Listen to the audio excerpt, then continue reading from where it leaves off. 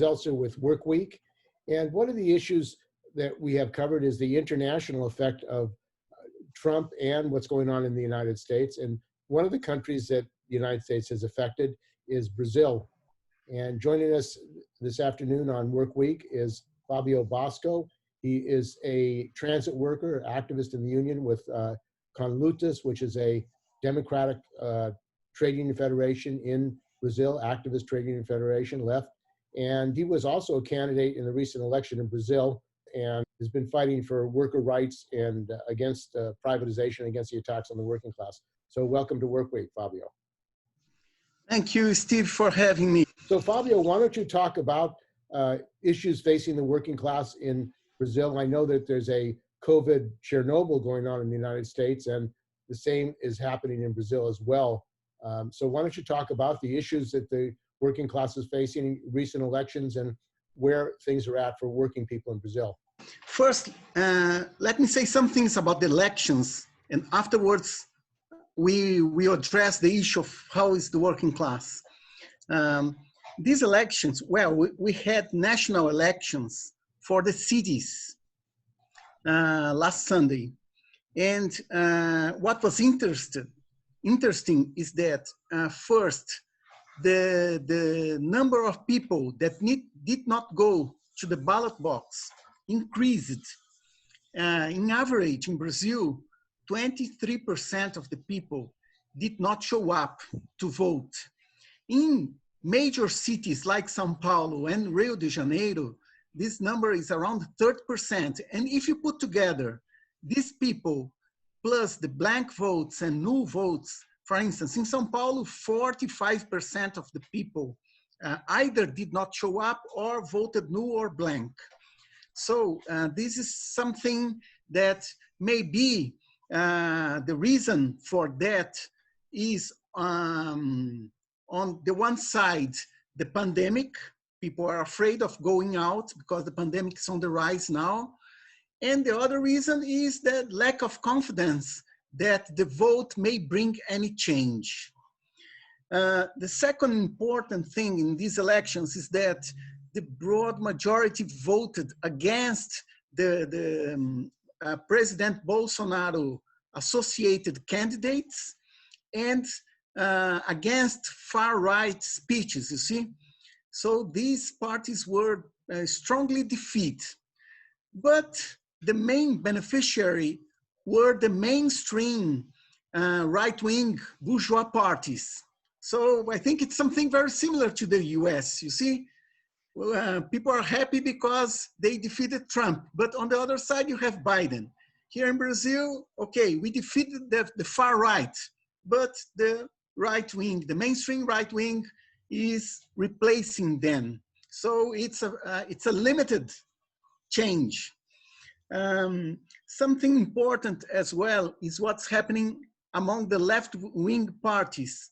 Because here in Brazil, the largest left-wing party, which was the largest party in Brazil, used to be the Workers' Party, former President Lula da Silva party. And in the last 8 years, no, in the last 6 to 4 years, 4 to 6 years, it has been declining. And these elections, once again, it showed that this decline is continuing. For instance, in the city of Sao Paulo, which is the most important in Brazil, the Workers' Party candidate got 8% of the vote, 0.8%. This is the lowest they have ever had. Before, they got at least 15%, you see? And they were elected 3 times for to be the mayor of Sao Paulo in the last 40 years. So there is a decline. And in the case of Sao Paulo, another left-wing party, which is a reformist party, it's called Part for Socialism and Liberation, PSOL. They benefit and they managed to have 20% of the vote in the city of Sao Paulo, and now they will be in the runoff against a right-wing incumbent mayor of Sao Paulo. So this is, there is a change. Despite of the fact that the Workers' Party and the Part for Socialism and Liberation, both of them are reformist parties. They don't stand for socialism, for any kind of rupture with capitalism. They don't support these ideas. They just propose themselves to be better managers of the capitalist state. It's a change, you see, and it brings up expectations that maybe they will be something different. But we have to see what will happen in the runoff, which will be held on November 29. So I think about the election, these are the main features. And in the next 2 weeks, we are going to see what will happen in major cities in Brazil where the runoff will be held. And what were the policies, the economic policies of this party of Liberation and Socialism? Look, they don't want to break with capitalism, but they want to have more humane policies towards the poor, towards the working class to a certain extent. But under the pressure of big business, they change their ideas. For instance, here in Sao Paulo, the candidate, his name is Guilherme Boulos. He's a leader of the homeless movement. He has been a leader of this movement for 20 years. And his platform, he's proposed to increase the taxes of the rich in the city of Sao Paulo. The city of Sao Paulo, you know, we have a lot of billionaires and millions of poor people. But under the pressure of big business, he said that he will postpone this proposal because of the pandemic, and it's not possible to increase taxes now. So their politics essentially is that they propose to make the lives of the working class and the poor, to improve them, but they don't want to change the economic structure. Just to give you another example, in the city of Sao Paulo, the public transit is very important. Not only the subway and trains, but also buses. Buses, every day, 9 million people, they go around by bus. And all these companies are private ones. Here in Sao Paulo, the people, and even the mainstream media, they call them the transit mafia, because it's a mafia. It's a small group of capitalists that take over all this section of the economy. And they get subsidies from the state. And all bourgeois candidates, all of them do not want to touch this issue. You see, they want to keep it as it is, to review some contracts, but not to change the structure of this. We, in the elections, we support the idea that it's necessary to nationalize it and put it under control of the workers and the passengers who use the public system. But Guilherme Boulos, he just wants to review the contracts. He does not stand for the nationalization, which would be the only way to finish the transit mafia, you see? So their ideas are, let's see, to make some reforms, to make the system more humane. Essentially this. And what were the role of the unions in Brazil in this last election cycle? Did they support the Workers' Party? What were they doing politically? And did they mobilize their members? Here, it's a little bit different from the US. First, we have many labor federations. And so some labor federations, they support right-wing parties, some labor federations, the Workers' Party, some of them, the Communist parties, and some trade union leaders support this party for socialism and liberations, and another section, the some leaders supported the party I am a member of, the United Socialist Workers Party. So you don't have a joint perspective in terms of labor.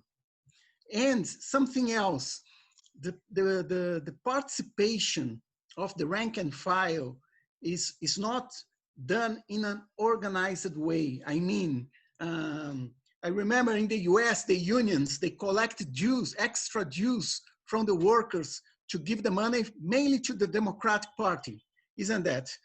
We don't have things like this in Brazil. The law forbids the unions to take a stand in relation to the election. So the leaders, as individuals, as citizens, they organize themselves and take a stand and fight for that slate or the other slate. So you understand? So it's not so organized as it is in the US, but the labor was essentially divided between different perspectives, some of them directly bourgeois, another reformist, and another smaller revolutionary perspective. And we're speaking with Fabio Bosco. He's a trade unionist member of the Transit Workers Union in Sao Paulo. He also is a member of Conlutas, a independent trade union federation, and a left party in Brazil. And Fabio, maybe you could talk about the effect of the pandemic, the virus in Brazil, how it's affected the working class and what the capitalists have done in relationship to that. I know in the United States, the billionaires, Amazon, and the billionaires are making even more money as a result of the pandemic. People are forced to they can't go out and shop anymore, so they're ordering their packages, their deliveries, which means that these Amazon deliveries are growing and the gig economy is growing. Part-time workers are growing as a result of this pandemic and the economic decline for the working class. Let me tell you, Steve, here in Brazil, the pandemic is very strong, and Brazil is just is second just to the US in terms of death toll. So here it's very high. What happened? The governments here, they divide themselves. The president of Brazil was some way like Trump. You see, he belittled the pandemic all the time. He said that it would not affect the country too much, that we could not stop the economy. That was his perspective.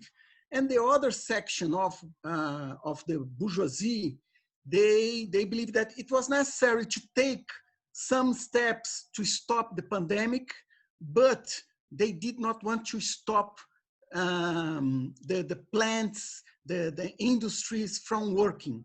So for instance, in the state of Sao Paulo, what happened?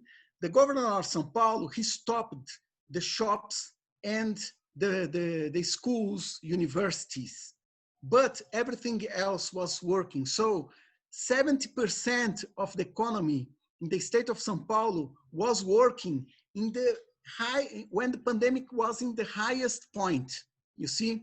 So that's why the pandemic developed so much. On the other side, in the national parliament, all the political parties, it's a shame, but that's the truth.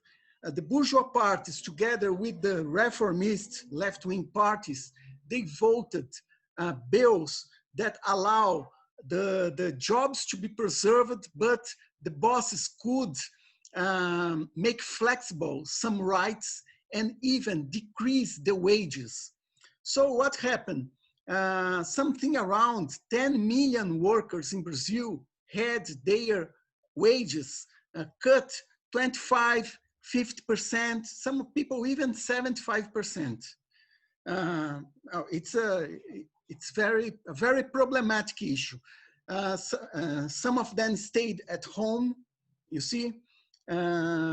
So this is a big issue now, because what's happening, as you described what happened in the US, that you have more casual work, the same thing's happening here. The same thing's happening here. The last figures of unemployment in Brazil showed that something around 40 million workers had no income. And the national government, they provide some support for these workers, but the support is insufficient. It's very modest. So the situation of the working class at this point is very bad. And let me tell you, in the third quarter, the Brazilian economy started to recover. It did not recover, it not reach the point that it was before the pandemic. But this recovery just benefits the business. The working class didn't benefit from it at all. So what we can see is that the pandemic and the economic crisis, the capitalist economic crisis that come together with it is affecting and will affect the working class for a longer period. You see, there will be not a solution after the vaccine. It will take much more time for the workers to have their jobs back.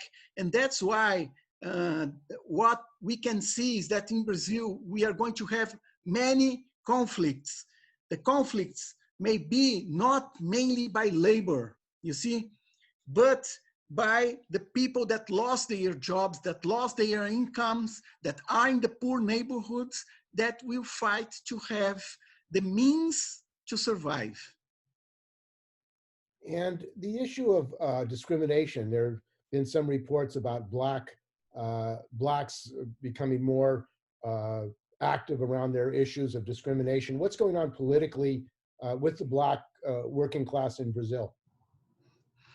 Well, here in Brazil, we have the second largest black population in the world after Nigeria. And so the majority of the working class are blacks.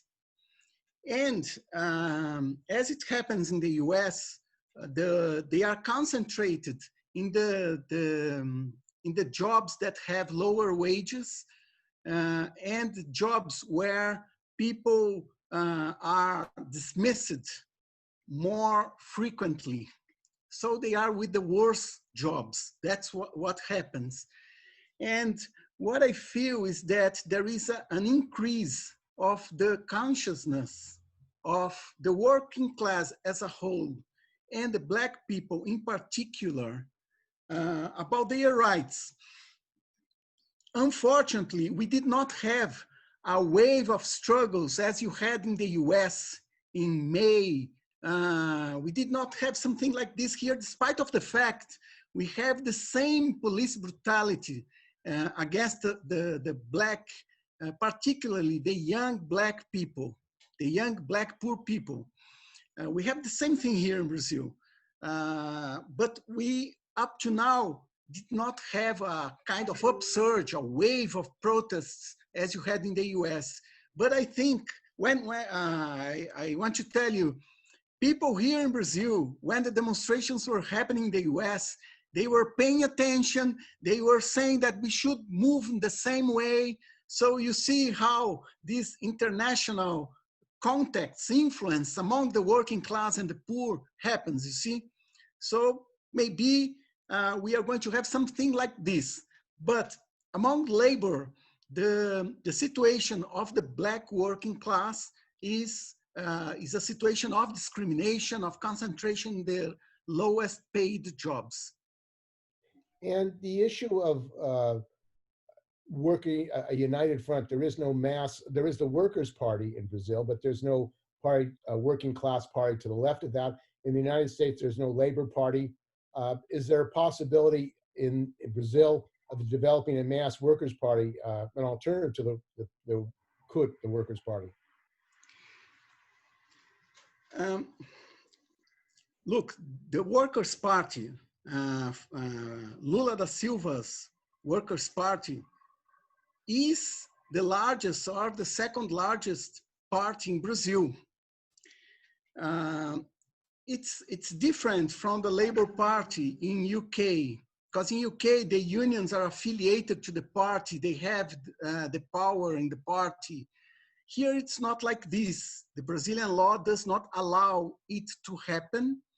So there is an association of part of labor with this political party, which is the Workers' Party, but there are no legal links. To develop a new one, it's not easy because you have different political perspectives among the left wing and among the working class. So I don't feel that we have the possibility now through a kind of unity of the left to build a new organization. Because you see, Steve, let me tell you, you in the US, okay, you don't have, so you can be in some way together with the reformists and revolutionaries, and it work, maybe it work. But here it's not like this. I'll give an example. When we had a very important subway workers strike in 2014, the Workers' Party was in the national government. And let me tell you what they did. The Minister for Justice, they called the governor of Sao Paulo and offered the special police force that it's a kind of federal police, but it's not, we use another name here. He offered to the governor of Sao Paulo to send the police to finish our strike. So that's why I tell you, it's difficult to have the same political organization because we don't share the same perspectives. But we are the first one to support the unity in action. So we need to unite labor. I don't care if the leaders are yellow unions, if they are reformist unions linked to the Workers' Party. That's not the point. The point is that we need to unite the labor to fight. We need to unite the poor people to fight for their rights. But in terms of political party, in the stage that we are today, what I can tell you is that it's not possible to have one joint organization of revolutionaries together with reformists. And the issue of privatization of oil, I know the oil workers have been fighting privatization even when the Workers' Party was in the government, in control of the government. You just reported that the Workers' government was actually involved in privatization, breaking strikes.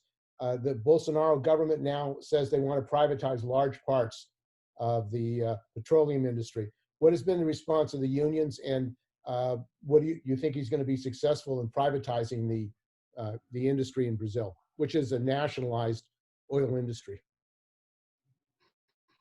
Well, we had many setbacks in terms of privatization. In the Brazilian oil company, it's a powerful company, it's a state-owned company, but they, in the last years, what they made was to privatize sections of its work of the oil industry. And they were successful in doing so, and partnerships in other parts of the industry. The workers are against. The workers are against, labor is against, but up to now, we could not stop it. That's the truth. If you just look to the setbacks of the working class in Brazil in terms of flexibilization of labor, privatization, budget cuts, budget austerity, we are losing a lot. But I feel that the best way to understand the political situation in Brazil is to see if the working class is fighting back the backlash, even if it loses, you see, if it is stand up for their rights. And this is what's happening. I've been speaking with Fabio Bosco, who is a member of Conlutas. He's a transit worker from Sao Paulo, and he's been reporting on the struggle of the working class in Brazil, the pandemic, and the recent election results. So thanks for joining us on WorkWeek, Fabio. Thank you, Steve, for having me. And we need to unite the working class internationally and build a different world, a socialist world. Thank you.